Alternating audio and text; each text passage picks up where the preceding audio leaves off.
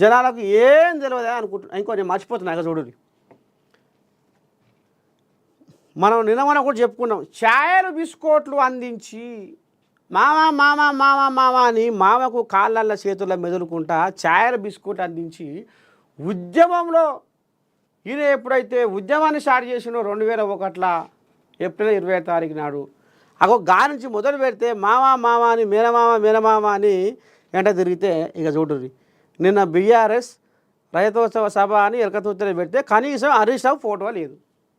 ఒక్కరొకరికి కళ్ళు బగ్గన మండిపడుతున్నాయి. ఒక్కరొక హరీష్ రావు అభిమానులు అగ్గి మీద గుగ్గిలం అవుతుర్రు. ఇక చూస్తాం అని ఓపిక పడుతుర్రు. ఇప్పుడు హరీష్ రావు ముందా ఈయన ముందా? ఈయన కేటీఆర్, ఈ రాముల ముందా హరీష్ రావు ముందా? ఈయన ఎప్పుడు వచ్చిండు పార్టీలకు? ఆయన ఎప్పటిసండి పోరాడిండు ఈయనతోటి. ఇప్పుడు వీళ్ళదంటే వీళ్ళకే ఇప్పుడు ఇక రేపు చూడరాదు కథ ఇంకెట్టుంటుందో ముందరనే ఉంది ముసుళ్ళ పండుగ. ఇక ఈ తండ్రి కొడుకు పోవడమే ఉంది. మరి మధ్యలో హరీష్ పెట్టవచ్చుగా. ఆయనని ఎప్పుడో కడకు నూకిర్రు, పొమ్మన లేక పొగబెడుతుర్రు. ఆయనకు ఇప్పుడు ఆయన పక్కగా జరిగితే కథ ఇక ఇది మొత్తం అంతా కింద మీద మొత్తం ఉయ్యాలి. కానీ ఇక చూస్తుండు.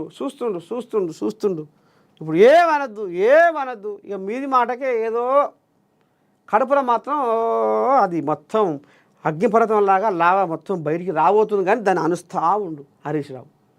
అవుపడుతుంది కదా, తండ్రి కొడుకుదే ఉన్నది, హరీష్ రావుది ఎందుకు లేదు ఫోటో? అట్లా ఆయన ఎప్పుడో కడకు నూకిరని కూడా ఆయనకు తెలుసు. కానీ ఎప్పుడు మంగళం పెట్టి వస్తాను అనేది కూడా ఆయన మధ్యలో మెదులుతుంది.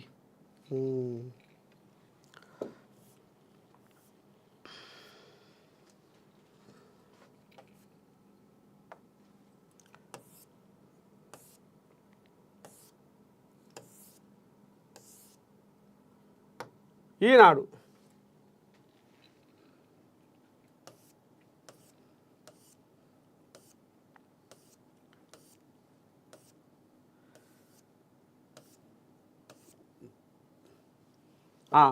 ఇల్లు కూడా ఏం రాసిడయ్యా, తెలంగాణకు కాంగ్రెసే విలన్. మళ్ళీ ఇల్లు అదే రాసుకొచ్చిర్రు. గోల్మాల్ చేయడంలో అబద్ధాల్లో దాన్ని మించింది లేదు.